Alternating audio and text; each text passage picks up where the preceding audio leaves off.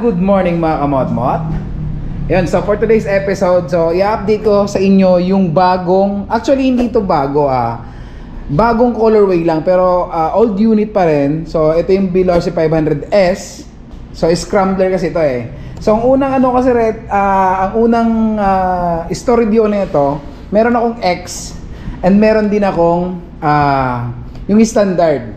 Pero yung pala is S pala yun as category as scrambler. So same lang sila, ang pagkakaiba lang nun, yung X is medyo may mga picture or specs na wala sa S. So yun, ibibigay ko rin sa inyo yung, papyawan ko sa inyo yung X sa mga hindi nakakaalam. Pero meron akong full review nitong X. So yun, ito yung the newest color variant ng Veloci 500S.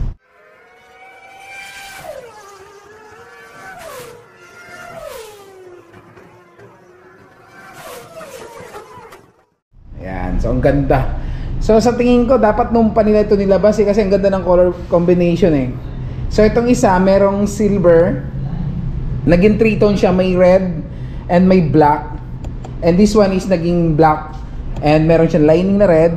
Then yung nagpa-highlight sa kanya, nagustuhan ko yung kanyang spoke wheels na color gold.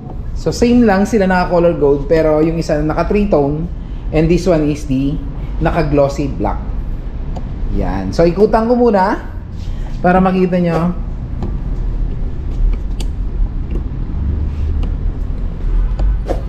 So yan, dito makikita nyo yung difference ng dalawa eh.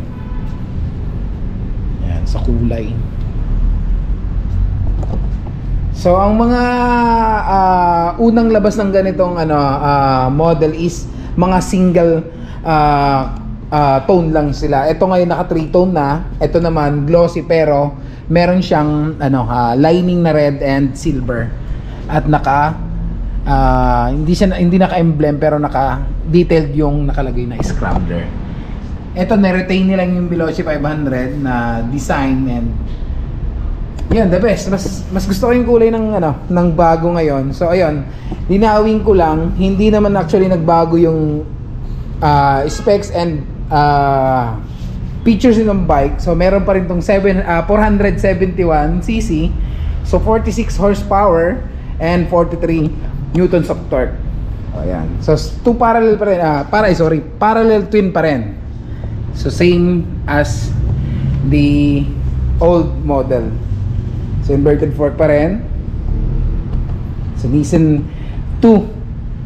Nissan brake caliper. So naka twin disc sa harap, spoke wheels, and meron din tong equipped na 110 by 80 by 18 na tire diameter sa front. Yon.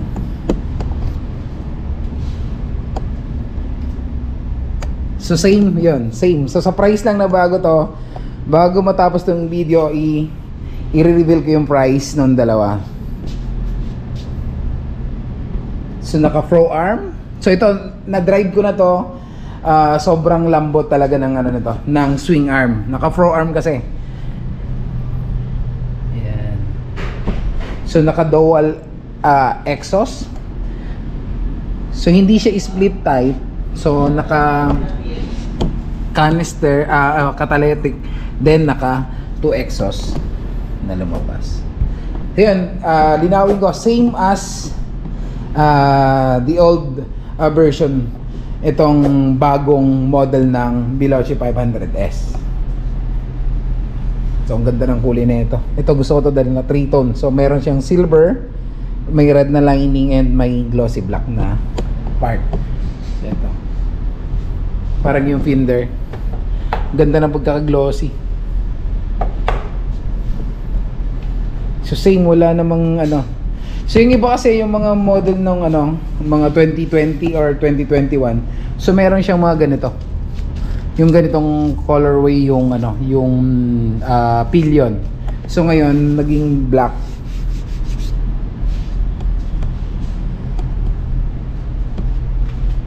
So sa price na 368,000 pesos for the installment and Para sa cash, nakalist sila ng 20,000 pesos. So, pumapatak na lang ng 348,000 pesos. Same price sa glossy black and the silver. Yan.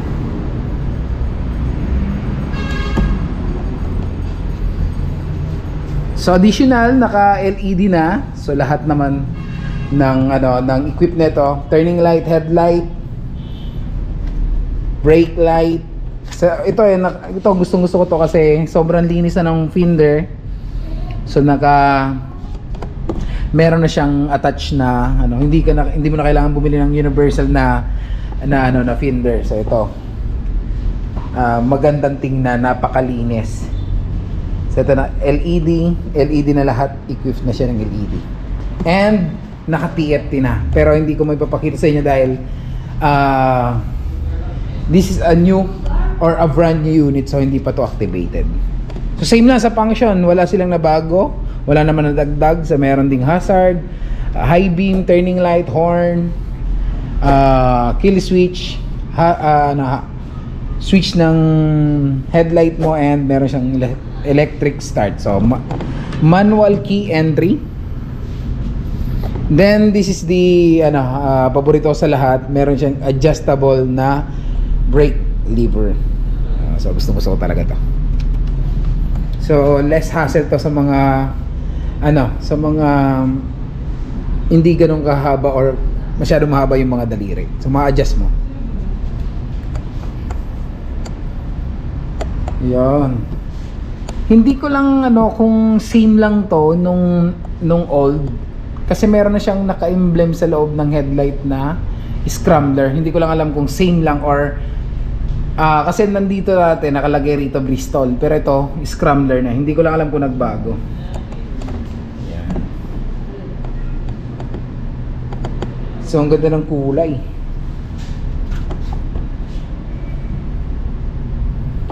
Ayan, so ayan mga mot-mot. So ayan yung update ko ngayon sa bagong Veloce 500S. So located lang to sa Bristol, Cavite. So ayun, nilagay ko yung number dyan ni Ma'am Eliza para makontak nyo para sa full details ng installment and the how to avail the cash promo na makakales ka ng 20,000 pesos. Okay, so ayan, yun ang update natin for today's episode, the Veloce 500 S by Bristol. Okay, so hanggang sa susunod ulit na episode, sana may nakuha yung tips and ideas sa bagong bike nila ngayon. Okay? So this is Iron Man, see the road. Peace out.